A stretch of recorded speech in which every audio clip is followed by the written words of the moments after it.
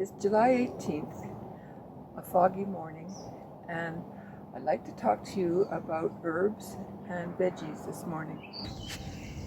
Herbs are easy to grow, and except for thyme, although thyme has been extremely easy for me to grow, and as my friend Billy says, she's a landscape designer, it either does well or it doesn't. Here it's done very well. The soil is slightly acidic, I can tell that, because wildflowers that are needing acidic soil do very well. And thyme smells lovely. You mostly grow it because it's a nice low growing plant. You just need a little bit in some tomato juice or a stew. You don't need very much, but it's a lovely plant. Now, how do you get an herb garden to establish itself? Compost, of course. I've built up a little area right next to my kitchen with some rocks and then piled the compost in and then began to establish herbs there. Now, the seeds that I started inside were fennel and basil, but I also went to the market gardener and bought some celery and some lovage, which have been a lovely addition to dishes. So you can either get some oregano from a friend, because herbs do very, very well. There's not many insects or pests that attack the herbs, and my oregano area it keeps expanding, and I have to pull it out because there's so much. The time to harvest the oregano is before it flowers, and then you can dry it and store it in little airtight jars. We don't need much room for herbs, and you can have them in a formal garden with the squares like that and a circle. And then you plant an herb in each of the squares. But I've got these right next to the kitchen, and so I can rush out and get some basil for a sandwich, or some parsley for a stir fry, parsley, or even some purslane, which is down here growing like a weed, and I think most people consider it a weed, but it is delicious. You can take the leaves from the stem, and it's just fine. Here, there's oregano, it was growing far too abundantly, but I pulled it all out, and I left the roots, and now it's nice and tender and lovely. And then over here I have some celery, and that's a very nice leaf to put in a salad or use as a base for putting your fish or your potatoes on top of. So it looks pretty on the plate. And this is fennel. Fennel's delicious too. All of these add a great deal to a dinner plate. This is rosemary, and that can be added to almost anything. It's a hard for the summer, but it doesn't winter over well for me. And some people can winter it over. And then over here is sage, and that's very nice in an addition to a salad, just a sprig on a plate, some more parsley, two kinds of parsley, and more onion, and there's chives in there, and more basil.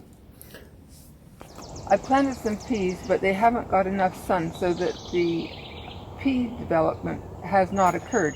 But the shoots themselves are quite delicious, and you can take that and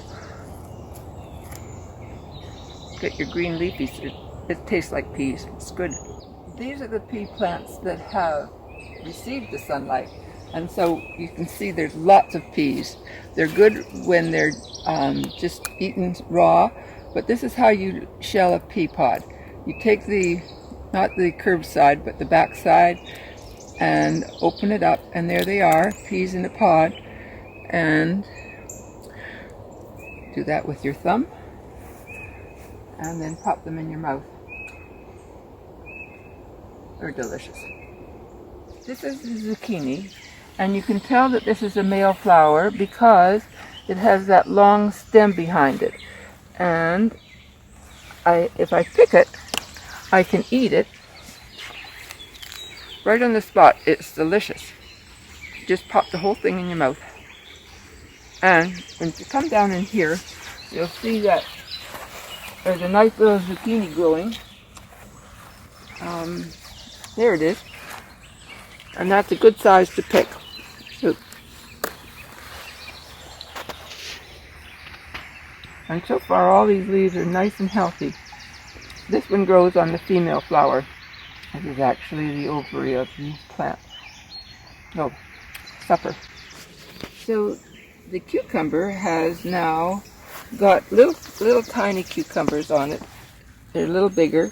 We have a lot of nice rain so that they'll be nice and plump and even. If you don't get rain, then you can see where the growth is period because it's fat, where it's received water, and the other is nice and thin.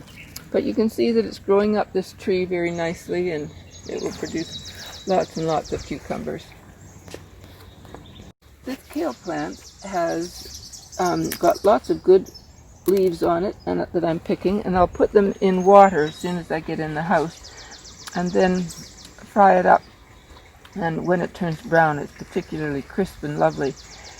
When you look on the underside, you can see that the caterpillar, the eggs have been laid for the cabbage butterfly, and you want to wash those off or just rinse them off with your fingers. But the kale is very good. It's good right from the garden. Pop it in your mouth. And it always makes me think of how our cave people foraged. They would see something and they'd pop it in their mouth rather than be hungry. And that would be the maximum nutrition that you could have when it comes right from the ground into your mouth. This is the garlic that I planted last fall, and it's getting some pretty good. Nope, that one's not very good. Let's see how about this one. And that's getting some good bulbs on it. That'll be tasty in a stir fry, or yeah, see them all. So I'll cut off the roots, cut off here, throw the rest away, although this part makes a very attractive addition to a bouquet. This is an onion bottom that I cut off from a Vidalia onion and put it in, and you can see that it's growing. And this one has green on it, which I can use as cut up for a green topping to a potato salad or whatever kind of potatoes I want to serve. And then this one is the same. And over here we have a little eggplant growing. It'll get bigger. If you've enjoyed this video, please subscribe and press like. Thanks for watching.